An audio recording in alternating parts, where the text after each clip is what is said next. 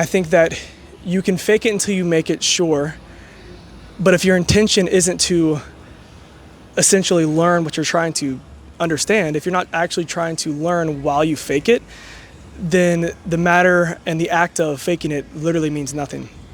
So instead of me sitting here and trying to have a script for myself and writing something out exactly I wanted to say beforehand like I used to with my older videos, now I just have a message, or I have something I want to speak about, or something that stands out to me in my day-to-day activities, or something in my life that just motivates me or inspires me and makes me want to talk about something in particular.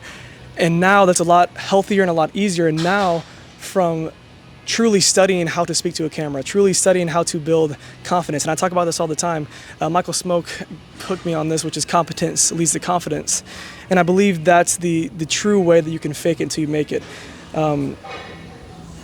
When I say competence leads to confidence, it means that once you begin to comprehend it, once you begin to understand what you're trying to fake, then you can begin to have confidence. And whenever you have confidence, people are going to listen to you. Not only are people going to listen to you, but you are going to believe in yourself.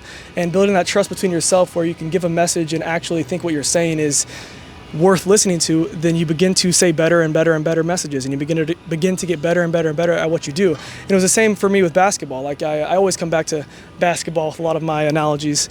It was the same with me with basketball whenever I first started. You can't imitate, Kobe's fadeaway or Dirk's fadeaway or Steph's three or any of these things from the very beginning. But in the sense of faking it till you make it, I literally would set up my camera and shoot probably, I would say 2,000 shots a day, like no exaggerations, 2,000 shots a day in my driveway. And I would watch the videos back and see exactly, okay, what did I do with my guide hand? What did I do with my lead hand? What looks different to Steph's? And I would have screenshots. I'd screenshot my hand in this moment and I'd screenshot Steph's, and I would put them side by side and look exactly what was different. And then I realized that my shot will never look like Steph's because our mechanics are different. There's a huge mouse over there. Sorry about that. Let me get back on track. Our mechanics are different. We're relatively close in height. He's like 6'3", I'm like 6'1.5".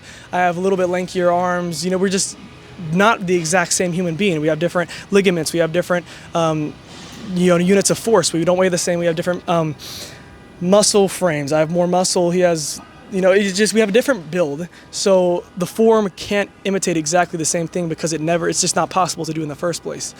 But with me trying to fake it and trying to force myself into doing what he was doing with the intention of seeing how to be better at it, I created my own shot that I think looks really nice, and I know that I make a lot of shots now, and I understand that my shot got a lot better, and it's how I became one of the best shooters on every team that I played for. And that's not me trying to pat myself on the back, it's just what I believe is true by the statistics. And I'm not trying to get off track here. I hope that you guys can follow me and understand that I'm saying in order to get this confidence in my shot, it's okay to fake it till you make it. I know this is contradictory to what I said originally, but it's all about intention. If your intention is to learn how to shoot a basketball rather than just imitating it, then eventually you will create something that is worth being implemented by others, and you will create something that is actually going to work for yourself and you can consistently repeat. But if you just try to imitate and you're stuck on only imitating, and if I never had the realization that my shot will never look like Steph's exactly, and I continued to try to make that exact same shot, I would probably not be as good of a shooter as I am today, because I would have never understood that this is what works for me, this is what feels natural, and this is what I'm good at, and I can lead into my strengths to make myself really good at what I do. So I know this was a long-winded video, and I know this was a little bit all over the place, but I hope you guys can understand. What I'm trying to say is, I first started making content, I could barely talk to the camera. I had to script everything out. I wasn't good, and I don't think I'm great. I still have a lot of area to grow. I still say I still say like, I still say as, I still have all these filler words that I don't love saying, but I'm trying to get better and better at articulating myself, and I know that I will in the future. I also say I think a lot. I want to be more concise with my wording.